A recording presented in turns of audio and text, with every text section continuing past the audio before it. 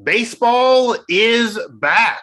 Rejoice and be glad, no matter what opinion you may have or what side you may be on. Nonetheless, we have baseball as it has returned to our lives. I tried to give up baseball for Lent, but maybe because it was something I actually could successfully give up.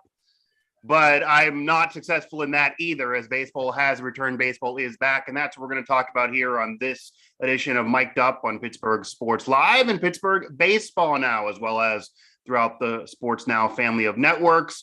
Baseball is back. What that means, some changes, some new parts of baseball, some new rules, some new implementations that maybe some fans will like, maybe they will not, and how that will impact the Pittsburgh Pirates right now, because there are some franchises that now need to start getting to work, and that also certainly includes the Pittsburgh Pirates. I'm Mike Asti, as always, and that is Mike Vukovcan.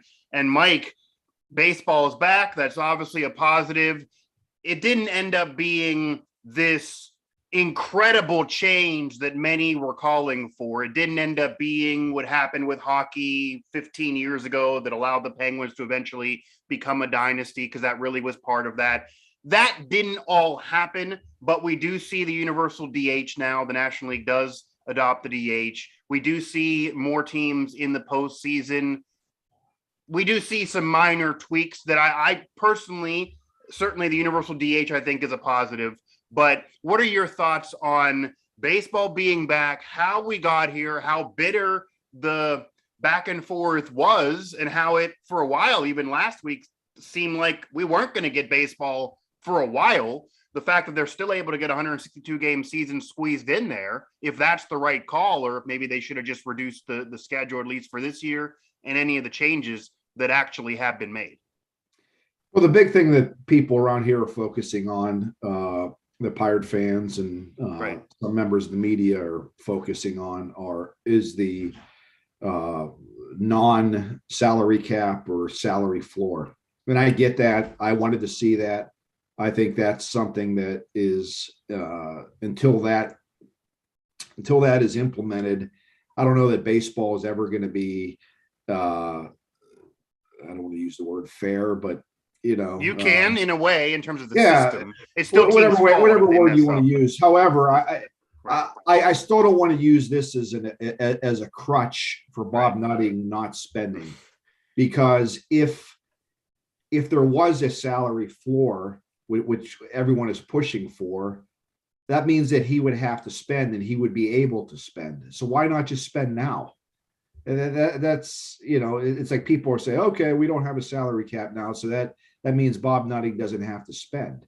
No, if he has the means and he believes his team, players in his team are worthy to spend on, he should be spending. He shouldn't be keeping the franchise shouldn't be not spending because there's not a salary cap. If you have the money in your budget and you're able to do so, you should do it to be competitive. I think that's an easy out for teams like the Pirates, the Marlins, and the Orioles, or who whatever. So I think that's kind of gets lost a little bit. But as far as the new rules, love the DH. I like the strategy of baseball. I get all that, but it's also about excitement too. And it's also about, I don't want to see the pitcher bat. I just don't. Right. For every Bartolo Colon home run once every 10 years, there's tons of strikeouts. Yeah, I just don't want to see it. Right. I'm kind of indifferent. I don't have a real hard opinion yet on the playoffs. My initial take is I'm an old school guy, and I could be persuaded on this, but I think it kind of waters things down a little bit, having more teams in, maybe teams that don't deserve. On the flip side of that, as we see in the NFL, it also makes games that maybe, or series towards the end of the season that would be meaningless, have some meaning. So if that's your argument and that's your take on it, I could buy into that. And the biggest thing that I think, and I'm not sure when this is going to be implemented or not, but I hate the shift. I just that was a debate on do you ban the shift? Right. Yeah, I think that's when is that? I believe that's getting implemented in 2023, something like that. If that's the case, if that's what I read, I'm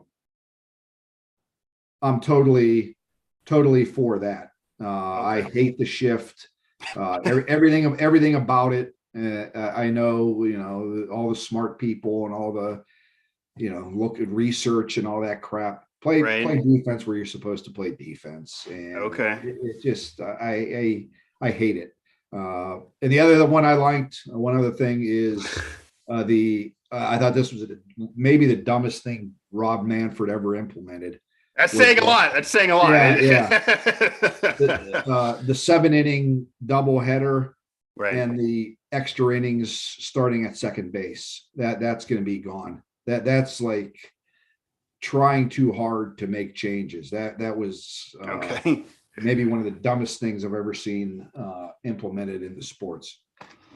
Okay, yeah, it sounds like Mike Vukovcan mostly likes the changes, so that's good news. You're mostly on board, not 100% of the way. No one ever is going to be, but you're mostly on board. Yeah. So I do think some of the topics about a hard salary cap, like hockey implemented, I'm not saying it shouldn't be there. It certainly should be there. Even banning the shift.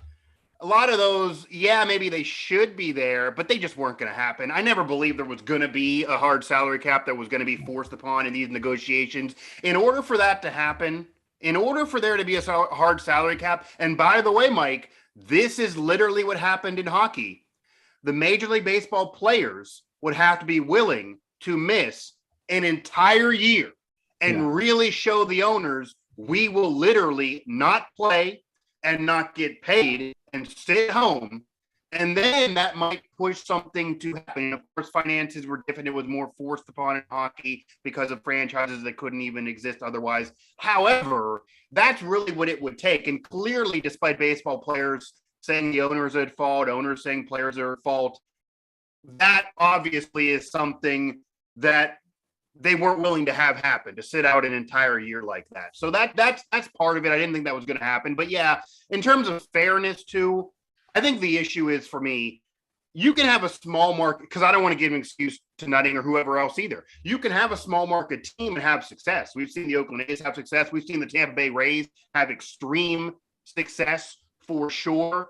However, the issue is those small market teams like the Pirates, they have no room for error. If you're the Yankees, Red Sox, Dodgers, etc., you can make mistakes. You can have a horrible offseason. You can sign players and have it not work out and then just fix it in a blink of an eye and then go ahead and win a championship. And the Red Sox literally did that. They were last place with Bobby Valentine, fired him, got rid of the whole roster, basically retooled, bought some players, and then won another championship. And they've been doing this. So have the Dodgers, other franchises as well.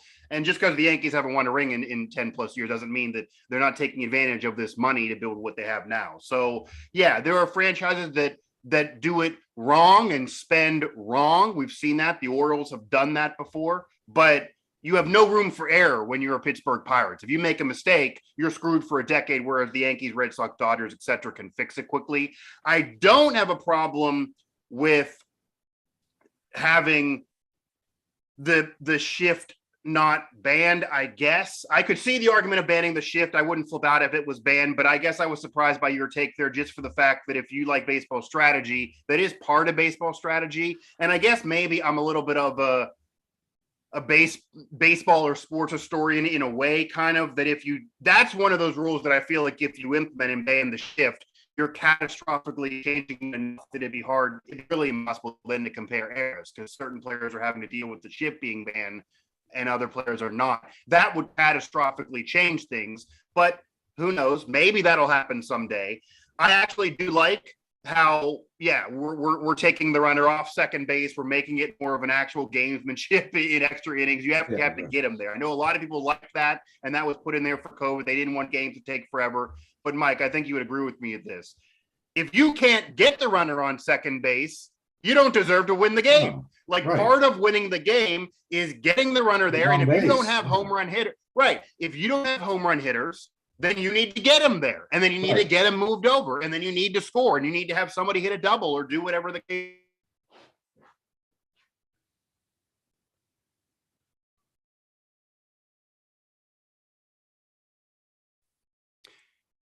We back? Okay. Yeah, I'm having some connection issue. Despite baseball being back, the gods are not pleasing me here, but I am back. But in the midst of my take there.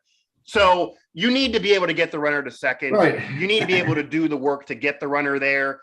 And then if you can get the runner there, go ahead and have a chance to win that game. That's great. If you can't get him there, then you don't deserve to win. The 7-inning doubleheader, I wasn't too upset with. I wouldn't want the games to be 7 innings. I wouldn't want a regular game to be 7 innings. I could maybe see the doubleheader, but that's fine that that's gone. The 162 is another thing that I know a lot of people want less games, and I could have maybe seen that this year. I think maybe this year I could have seen that, but every league is increasing games. Baseball, people want to decrease games, and I get that it's a long season. Not everyone loves baseball, but money isn't going to be more plentiful with less games. These owners want more games for more chances at money, whether they're doing well or not. They're going to get more games with more playoff teams. So more playoff teams, right? And also that also changes the history of the game tons if you take games away. But I also think the playoff team thing that had to happen. That is a good implementation. I don't totally get what you're saying about watering it down. I thought the NFL, honestly, Mike, I didn't think the NFL needed to add more playoff games or playoff teams. They were fine. The league is fine. It's Teflon. It's bulletproof. It can do whatever. Did not need to add, but adding more does get more players in, increase player salary, more money for everyone. Same thing could happen to baseball. More teams could have a chance now, even without a hard salary cap because of that. So that's all good. I see why that had to be there, but it does water it down a little bit. I don't want to add more teams, 12 to 14. That is watering it down. I mean, when we were growing up, and I'm younger than you, but even when I was growing up, and then certainly when you were growing up, at one point there was not even you immediately got into, you were in the championship series, and then you're in the World Series. There's only a handful of teams, and then you get into the mid 90s and you see a wild card and people freaked out. Oh my God, there's a wild card. Now you're getting almost 14 teams in there. It's a totally different scenario, not that far after 25 years later. So I don't know. I get why that's there, but it does water it down a little bit. So I think overall, it didn't disrupt things catastrophically where it would have changed the game incredibly. It added some rules that were positive. Baseball is back. You have baseball again. And yeah, I'd like a cap to be more fair and not make it where if you're a small market team, you immediately have no room for error and one mistake screws you where a big market team can fix it. But that just wasn't going to happen. They'd have to be willing to miss a whole year, and they're not. Now, Mike, baseball's back, which means the Pittsburgh Pirates are back. What needs do the Pirates have? What are their top needs? What do they need to do now? What needs to be the first order of business for Ben Cherington and company now that baseball is back? And I'm sure they were working while this was all being figured out. But what's the next step for the Pirates? What do you see this season being in terms of the outlook, in terms of this rebuild? And what do they need to do? Well, I think the Pirates are going to start to use that term rebuild. I think the Pirates are pretty close. And I don't think they're going to start continue to term this as a rebuild, because I think we'll see what happens this year, but I think they would be very surprised. I don't know if they're going to say this, but I think a lot of their top prospects, I don't know, a lot, 3 to 4 of their top prospects, by the end of the summer, I think they're going to be here in Pittsburgh. So I think it'll be. I'm actually enjoying this. I'm going to enjoy this season, I think, because we're going to see some fresh faces. I'm going to see with O'Neal Cruz. We'll see how far Gonzalez gets. Right. I'm still interested. I know people are tired of him, but I still haven't given up yet on Mitch Keller. I was going to say, okay, that was a topic all last year, right? I think the two biggest things to watch, because this is going to be an interesting 2-week period now, because teams have kind of surprised as of us doing this show. Mm-hmm. Free agency and trades opened up last night at 6:00. Yeah. When they formally agreed to the deal. And as of now, I was anticipating, I was staying up last night, getting ready to write on Pittsburgh Baseball Now for any signings or trades by any team, and there were none. And as of this morning, it kind of surprised me a little bit. But yeah, you would think things would almost secretly be in the works, and okay, we have to pull the trigger, whether it's legal or not. That happens, right? Yeah, just like with the NFL next week, there's going to be tons of deals before it happens. But people are reporting this training camp today, spring training today, right? So there's going to have to be, there's 200 and some free agents still out there. So there's going to be a ton of trades, free agency. If I'm the Pirates, two things I'm looking for are what they do with Brian Reynolds. Do they extend him? He's up through 25. I know it's a topic. If I'm the Pirates, I know this goes against what people around here think. I don't extend Brian Reynolds. Okay. Even after trading Adam Frazier, because that kind of made it clear to a lot of people that Reynolds was the reason I say this is I want him to show me again. Okay. He did it 1 year. He did. Yep, that's true. I'm not going to all of a sudden make him the best player in the league. Type. Well, 2 out of 3. I guess the COVID year was really bad. First year, the first year, COVID year really bad, and then last year, right. I just want to be sure it's not as though if he was up in 24, maybe okay, that is a difference. He's up. He's signed through 25, so we still have 3 more years of him. It's not as though, it's impending. I wait and see what he does. The other things you're going to watch are with the DH. Now the Pirates need to go out and sign they don't have a DH on. You can't just have any player fill that slot any longer, right? Yeah, so they're going to need. There's a guy out there that Danny on Pittsburgh Baseball Now, DeMilo put out there. Mitch Moreland, I like him. He's a guy that's been a first baseman in the American League, DH'd over there. He's a free agent. Lefty bat, I think would play well at PNC Park. I like that. I know the name Andrew McCutcheon's coming up a lot. Right. I was going to ask that. Yeah, and he's already tweeted, where am I going to sign? And you hear the jokes. Right. And honestly, I do think the DH ideally, and obviously the Pirates are not going to have their pick of the litter like a David Ortiz or something like that, but it should be a left-handed bat at PNC Park. They should try to find it to being a left-handed bat. And as far as Andrew McCutcheon goes, if he doesn't have any other options, and I get it for the Pirates' perspective, a veteran who's won it before can lead the way. He's still very good. He's a productive player when healthy. But if I'm Andrew McCutcheon and I'm on my last chance to win, I'm still a good player when I'm healthy. You got to figure he has other better opportunities for more contending teams that are ready right now. He's not going to be there 3 or 4 years from now when this whole rebuild is finished. If he comes back to Pittsburgh and he loves Pittsburgh, named his kid Steele, I get it. He's basically just coming back for a homecoming to kind of be a bridge to the future and pretty much saying, I know I'm not going to win anymore in my career because it's not going to be a 4 or 5 year long-term deal. So if I'm him and his agent, I would sit him down and say, I get it. Are you sure you want to do this? And fans don't want to hear that, but I don't know if it's a great move for Andrew McCutcheon, even though, I would do it if I'm the Pirates, I guess, if you get him on the right price. Yeah, I agree. Everything you said there. Guess we'll find out what the market is. You just don't know how having this DH now is going to change the value or perception of people. Someone like Nelson Cruz. He's a guy that his value could go up now because he's strictly a DH. He can't play there. Yeah. And now, he can go American National League. He can, if you can hit, that's enough. Yeah, the market's open for him now. So, and we don't know what Andrew McCutcheon still might think that he could play outfield. I think he probably does. I don't know if he's a DH, right? Right. But some people might say, hey, we'll give you more money just to be DH. I don't know what his numbers in baseball, how he does out there. It's a different game now.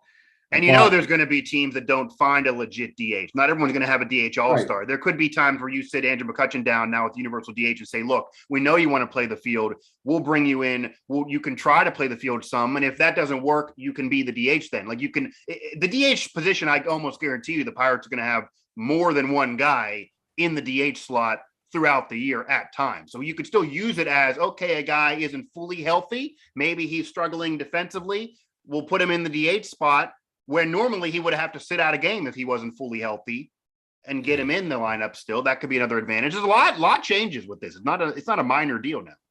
Another strategy I like to see the Pirates do. I've done this. I've said this for years, and I think even more so this year because of the amount of free agents out there. If I was the Pirates and Bob Nutting wants to show something, I would go out there and I would try to sign as many mid-range to high free agents as far as, in my thinking with that is trade them. You sign these guys to short-term deals and you pay them for half the year. And by the trading deadline, when some of your prospects should be coming up, you trade them. You have assets to trade at the trade deadline, and you're taking back. Right. You kind of play the system a little bit, and you're taking back. You're letting Ben Sherrington, hoping these guys go sign a Richard Rodriguez. You sign a couple closer type guys that come August, or July, everyone wants closers. If these guys do well for you, you ship them off and you take back, prospects in return. Same thing with potential DHs or people like that. There's going to be a glut of free agents out there that don't have homes, veteran guys. I take them in, see if they work, and then keep them here for half the year and then ship them off. Yeah, and again, the strategy is going to be different now for National League teams. They probably expected this a little bit, so it's not like they're totally caught off guard, but this will change things. I think it had to happen eventually. The American League was never going to get rid of the DH, so the ban the DH movement was never going to work. So now everything is more fair by having it be equal on both sides. And as far as the Pirates go, they're still certainly years away. You do have to see some type of step up in the right direction for Ben Sherrington and this team in this quote unquote rebuild. And at least he hasn't been kind of scared of what it is, unlike say past regimes. The Brian Reynolds topic, though, I'll kind of put a pin in that and we'll end the show, but that's something that's going to be discussed all season, whether he hits or doesn't hit. And you look at his numbers here, and this is even a concern that I see some in the chat here as I did go live this morning with baseball being back. I'm in a celebratory mood. Brian Reynolds, 2019, breakout year, great year. People, oh my God, who's this Brian Reynolds? Hit 314. 2020, hit 189. And I'm not exaggerating. That's how bad he was. That's a COVID year. Maybe you give him mulligan. And then last year hit 302. To your point, there is a concern. That is hot and then ice cold. And you got to see maybe who you have because you have more years of control. And he doesn't have much leverage right now, although he is clearly seeming like among the cornerstones to build on for the future with Ke'Bryan Hayes. And I think that's one point you didn't hit on. And it was unreasonable last year going into last season. He was great for 1 month in September. Going into last year, people went on national shows and said Ke'Bryan Hayes was one of the top 15 players in all of baseball. He could be an all-star, etc. That wasn't reasonable or fair off of 1 month of play. But last year, he was hurt all the way through pretty much. When he was in the lineup, he really wasn't near what he was said to be. That might have been unfair to throw on him. But now this is another year. And if those expectations are still going to be there, he clearly is your flag bearer to this era of Pirates baseball, regardless of Brian Reynolds. He isn't untouchable. There is some pressure on him to perform, at least at a level that can make people comfortable, even if he's not an all-star, that, okay, you can be there for 120 games of a season and stay healthy, not re-aggravate constantly, even if it's not his fault, and play well when in the lineup. There is more pressure now on Ke'Bryan Hayes than ever before. After last year certainly didn't go his way, and same with Brian Reynolds, to repeat what he just did and be able to show, hey, I'm worth the money. So you could argue, Mike, this 2022 Pirates season in terms of the rebuild, these individual cornerstone players, certainly Mitch Keller as well, the pitching staff, if they actually find their guy in the staff, which some thought it was Keller 2 years ago for the rebuild, very important. This might be the most important year for Ben Sherrington in this club in this rebuild. So we will see what happens, but they now get to work. I think the most thing that I'm going to be keeping an eye on the most is Hayes is obviously one. Reynolds is the other, but the guys that are, you need more, right? The guys that are that close to being there, I think it's going to be interesting to see what type of spring training Cruz has, because he's a guy that if he hits and they just not sure of a position for him, maybe your DH is on the roster. Maybe exactly. That's what I'm saying. If he shows that he can handle the bat like he did toward the end of the last season, trust me, a guy like that would excite Pirate fans. Yeah, you need that. They need that. The Pirates need that, right? Yeah, that a guy like that would, and they have other guys at AAA and AA. Nick Gonzalez is a guy that's close. If he has a big year, I wouldn't be surprised if he's here by the end of the year. they have some pitchers that they acquired in trade. So the Pirates are that close to being interesting. The problem is, and we've seen this in the past, is they're right to the home stretch. Yeah. Now, can these prospects take that next step and actually do it? They look like they're good, but they need to do it to get here to the big league. So we'll find out. But I'm despite people being down on baseball and stuff, I'm excited baseball's back, and should be an interesting. If you look at them, Mike, they don't have a lot of moves to make. I think they have to try to replace Stallings, which I think a lot of people forgot about. Getting rid of Jacob Stallings to Florida. That was an unsung player for them, right? That can hurt this season, even though you understand why it happened with his value being so high. I think the three biggest things Sherrington's going to try to address here soon is getting some sort of catcher, getting a DH, and getting some help in the bullpen. Yeah, and catcher's hard to replace. It's an underrated position that they had set up for 2 years, even though obviously it was meaningless because they didn't win. But he really did anchor that position, which also impacts the staff, which was the argument of not moving him, because it not only is just going to – that's the one position. It's not like you need another outfielder, so you replace the outfield position and you're straight. That's going to impact the staff as well. So that could implicate a lot. That could impact a lot for this team. That's absolutely something to bring up. They have some things to look at for sure, some moves to make. If they can make some moves, it'll be an interesting year for the Pittsburgh Pirates. But regardless, it is good that baseball is back, even if without this hard cap that some, if we didn't get that, we can't be back. We got to demand to sit out a year. That wouldn't have been good for anybody. And think of all the concession stand workers and all those people. You gotta come back at some point. So there's a positive that baseball is back. I don't know if baseball, unlike the NFL, could handle missing a whole year. That would have lost some fans. It took you years to get it back after you lost the World Series in 94, and you needed Cal Ripken, you needed steroids, you needed a home run chase. None of that's guaranteed to happen again. So baseball could not have withstood sitting out a year, sitting out 2 years just for a hard cap for a few teams, and more than a few teams, but baseball is back. That's a plus. It's an important year for the Pirates. There is pressure there, maybe some reason for excitement, and that needs to be there. But of course, caution optimistic, because I certainly will say this is not going to be a winning season. You would not figure for the Pirates,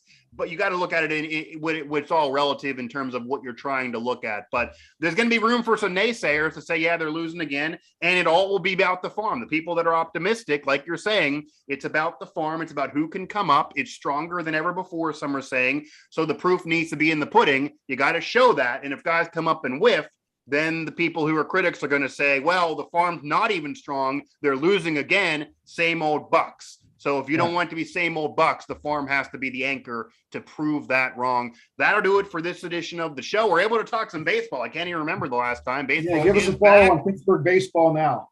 Yeah. Danny, Cody, myself, Alan, we'll be working all weekend, and I'm sure it'll be an active weekend, and we're excited to I guess this is really year one of the site. Last year we sort of started at the end of the year, and for sure we're trying to figure out what we wanted to do, but excited about this year, and hopefully we get some people checking us out. At PGH Baseball Now on Twitter, Pittsburgh Baseball Now for the site. It's a part of the Now family of networks for sure. If you like all the other sites, you're going to have a lot of the same people and some new faces there at Pittsburgh Baseball Now, as you mentioned with Danny and even Cody a little bit.